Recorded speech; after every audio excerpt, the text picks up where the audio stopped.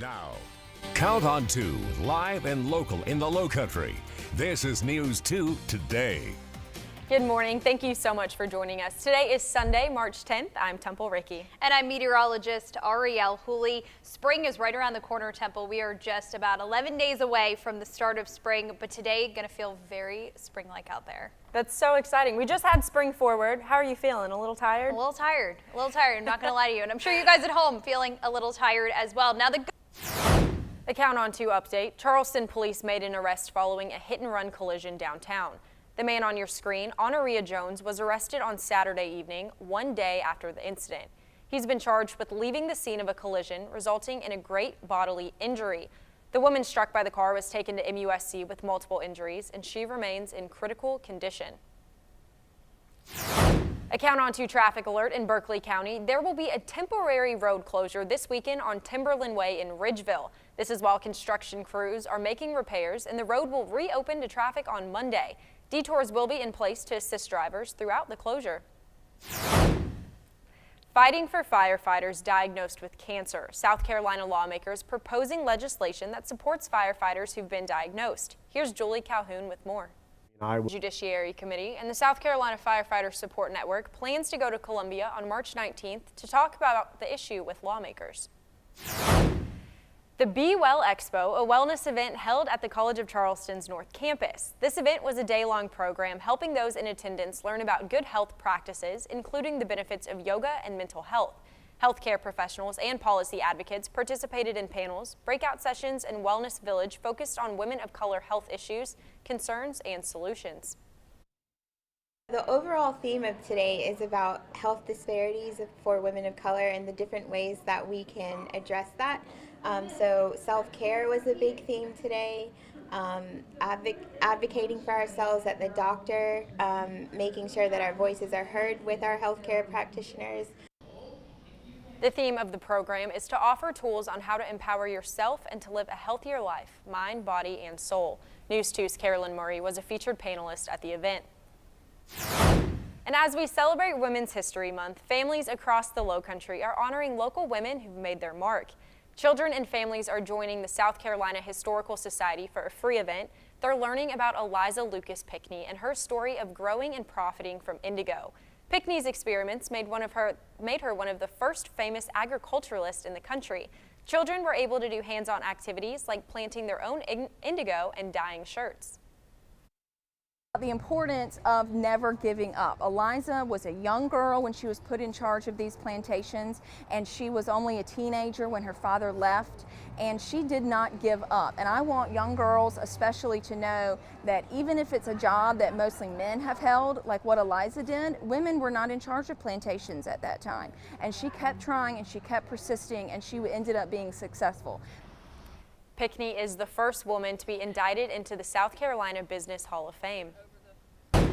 And today is the last day for the Charleston Wine and Food Festival. However, all ticketed events are sold out.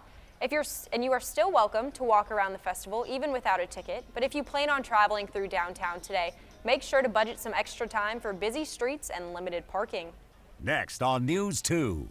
Coming up next, it's almost time for the 5th annual Bosch 5K, how you can help support children in the Tri-County area have the school supplies they need. Plus, a list of things to do with your weekend right here in the Lowcountry, all that coming up. But before we go, let's take a look at what's trending on CountOn2.com right now. A judge convicts a man arrested in connection with his wife's 2012 disappearance. Plus, Smollett indicted on 16 counts stemming from reported attacks, and a woman who attacked a bouncer during a Folly Gras event is released on bond. Stay in the know on the go with the News 2 app, sponsored by Amnesty Health Group.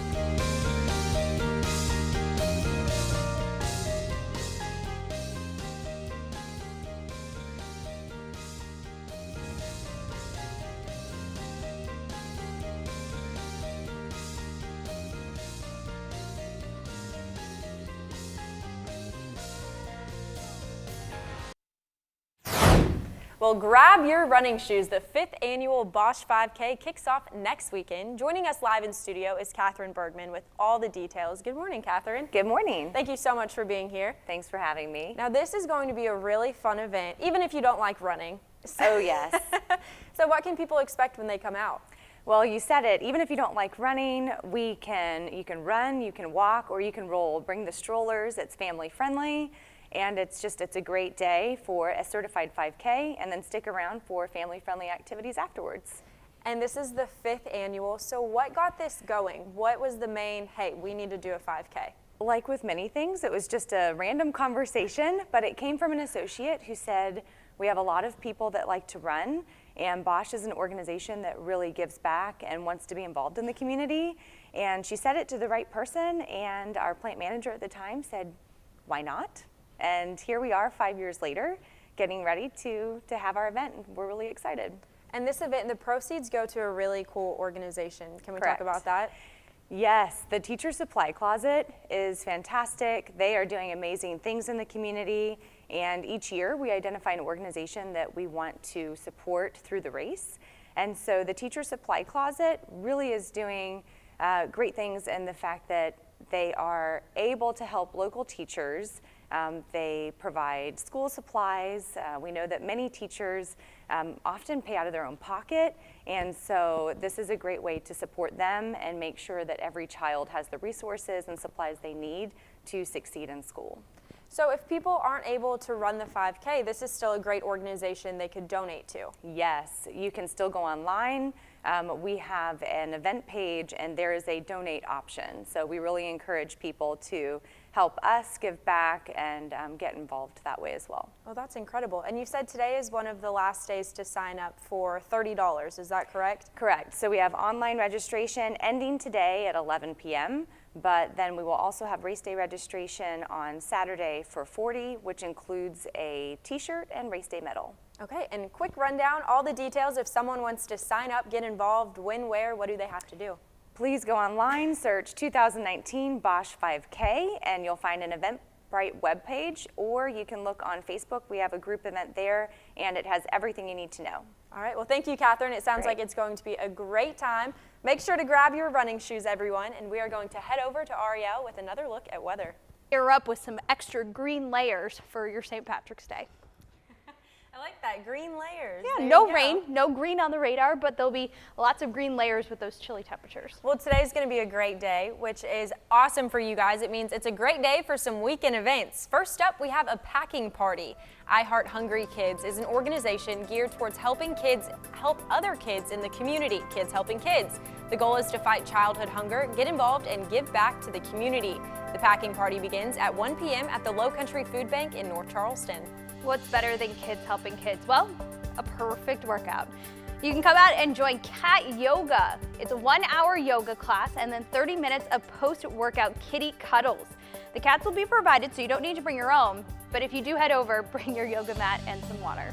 And if you've worked up an appetite this morning, Charleston Sports Pub has got you covered. The James Island Pub is hosting brunch and bingo. What a great combination. Games start at noon, but you'll want to get there before. Get that, Ariel? Before the seats fill up. It's free to play, and there will be multiple winners throughout the day. So now that you've done your good deed, you worked out, you've ate some food, played some bingo, we have more food for you. Happening today, a new monthly event with over a dozen food trucks. It is the Hope Food Trucks for Hope. They have live music, of course, food trucks, family-friendly events. It's completely free to attend, but representatives from My Sister's House will be there collecting non-perishable foods, so you can head on over. That's happening today at noon at Crossroads in Somerville. Next on News 2. All right, coming up next, raising money for a new community center for those with autism. Details on how you can get involved coming up after the break. Somerville saw the stars that yesterday evening, the dancing kind of stars, that is. It was the 9th annual Dancing with the Arc Stars, the gym at Pinewood Prep School transforming into a ballroom for the evening. How cool is that? 8 local celebrities, business leaders, government workers, entrepreneurs, and athletes teaming up with 8 professional dancers from Ballroom Dance Charleston to showcase their skills on the dance floor, all to support ARC, Alzheimer's Family Services of Charleston. And this Wednesday, Krishna Das is coming to the Low Country. This is for a silent auction and benefit concert for New Autism Retreat Center. Here with us, we have Melinda Edwards and Victoria Palladino. Thank you guys so much for being with us. Thank you. We were just talking through the break. We didn't even get a chance to talk about this awesome organization and what the money's going to, so just give us a quick rundown. Well, Darshan is the name of our nonprofit organization, and our primary intention is to shift the current paradigm of autism from one of focusing primarily just on symptoms and focusing on autism as a disease to recognizing that so many of these beings that come in with autism have a depth of spirit. And I have a daughter on the spectrum, so I've recognized that from the day that she was born. So that's our primary intention. Did you want to say anything else about that, Victoria? It's basically recognizing in every individual the divinity that we all share. So it's relating on that level with individuals with autism so that their attributes come to the forefront instead of, like Melinda said, seeing it as a separate disease or a limitation. And you have personal experience with this, with your daughter having autism. So how beneficial will this new center be for the community? So there's actually two aspects of Darshan. One is our education and outreach aspect, where we basically are a voice for all of the parents and all of the therapists, and everybody who works with individuals with autism recognizes their innocence and purity and depth of spirit. So we're being that voice and we're sharing that. The other aspect is this community and retreat center. It has not been built yet, but we're in the process of looking for property for it. We will be building a residential community for adults with autism, and it will also serve as a retreat center for individuals with and without autism. And for people who want to help contribute to getting that center built and up and running, they have this yoga event with Krishna Das. Right. So when and where is that? How can people get involved? This is at Meminger Auditorium on Wednesday the 13th. What time is it? The silent auction starts at 6 o'clock, and you can either come just to the silent auction or come to the concert, which starts at 7:30, I believe. Yeah. If you want more information about Darshan, you can go to our website at www.livingdarshan.org. Okay, well, sounds great. Thank you guys so much for being here, and it sounds like a great organization, a great cause. Next on News 2. It's National Severe Weather Awareness Week. What you need to know in case of an emergency, coming up. Now, Count on 2, live and local in the Lowcountry. This is News 2 Today. Thank you so much for sticking with us this second half hour. I'm Temple Ricky in the Weather Center with Ariel Hooley. And Ariel, take a look at that view. That's awesome. Look at all those blue skies out there.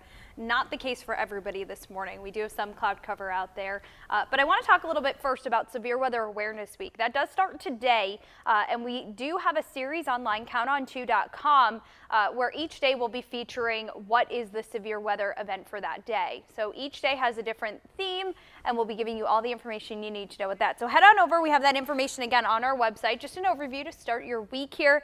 But that being said, today we're not looking at a widespread severe weather threat at all. A couple thunderstorms this afternoon could pack a little bit of a punch, but that's because we have a lot of heat ahead of this cold front. Check it out. We're already into the 60s and 70s, well above where we should be for highs today, let alone where we should be at 9:30 in the morning. So download that Storm Team 2 app. Well, most of your day will be dry today. By the afternoon and evening hours, we'll be watching a cold front off to our west. We'll bring some showers and thunderstorms into the area late tonight and into your Monday morning commute. Again, not a widespread severe weather threat, but a couple storms could get a little strong. I'll break it down for you in your Storm Team 2 forecast. Thanks, Ariel. An alarming problem impacting potentially thousands of veterans and their families. Deplorable living conditions, mold, lead, leaks, and more, all found in military housing run by private companies. NBC's Gabe Gutierrez spoke with one family fighting the battle from their home front. The Centers for Disease Control and Prevention is using the story of an Oregon boy to illustrate the importance of vaccinations. A 6-year-old who received no immunizations fell outside and cut his forehead. 6 days later, he began showing symptoms of tetanus, a bacteria in soil. The boy's parents contacted emergency medical services, and he was flown to a pediatric hospital where he was later diagnosed. This is the first pediatric tetanus case in Oregon in more than 30 years. Very few physicians in the U.S. know how to manage tetanus because it's so rare. The boy was in intensive care for weeks, unable to breathe on his own. He spent a month more in rehabilitation before he could run again. In the end, his parents were left with more than $800,000 in medical bills. Doctors say the tetanus vaccine costs less than $30 a dose, and the CDC recommends 5 doses. Booster shots of the vaccine are recommended every 10 years.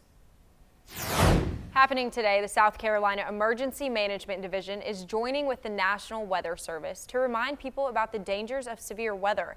They encourage everyone to have a weather radio or another way to get severe weather updates. A statewide tornado drill will be held at 9 a.m. on Wednesday for all schools, public buildings, and businesses to test their tornado plans. Now, this comes after 4 tornadoes touched down in Edgefield, Lexington, and Richland counties just last weekend. South Carolina has seen 3 major floods in the past 4 years, the most recent after Hurricane Florence last September. Several areas in the state seeing record amounts of flooding following that storm. For the second time in a week, residents of the South are reeling after devastating tornadoes ripped through their communities. According to the National Weather Service, at least 38 tornadoes have hit the southern U.S. in the last week alone. NBC's Steve Patterson has the latest. Your Health, sponsored by Dr. Sonny O. A Canadian woman has a dream and she has a plan. She wants to help colorblind people see the world in all of its vivid colors. Here's Heidi with more. How cool is that story? You're watching News 2 Today. Stay with us for a final check of weather right after this break. Do you know what that sound is, Ariel? It's a landline. Well, it's time to go old school. Today is National Landline Telephone Day, believe it or not. Alexander Graham Bell was the first to patent the telephone back in 1876. In recent years, it seems like smartphones have replaced the home phone, but many people still use landlines at work, and some still have them in their home. How do you celebrate this holiday? By just calling everybody? Bring, bring. Yeah. How's your day? Like, how do you, the thing is with smartphones nowadays, I don't know anyone's number. Do you? Yeah. My dad, my mom and my dad, but. Oh, so you're good. I don't. I don't. Your forecast for today, you should not be inside talking on the phone. You should be outside enjoying it. We're into the 70s already for most of us, heading for highs today right around that 80-degree mark, if not a little bit warmer. Most of the day will be a mix of sun and clouds. You'll notice a few more clouds by the afternoon hours, so right around sunset, setting up to be a gorgeous sunset even later tonight, an hour later than last night. 7:24 will be our sunset tonight. There will be some showers and thunderstorms tonight and into the evening hours, overnight into your Monday commute, so just stay weather aware for that. All right, sounds like it's going to be a great day. Thank you so much for sticking with us on News 2 Today.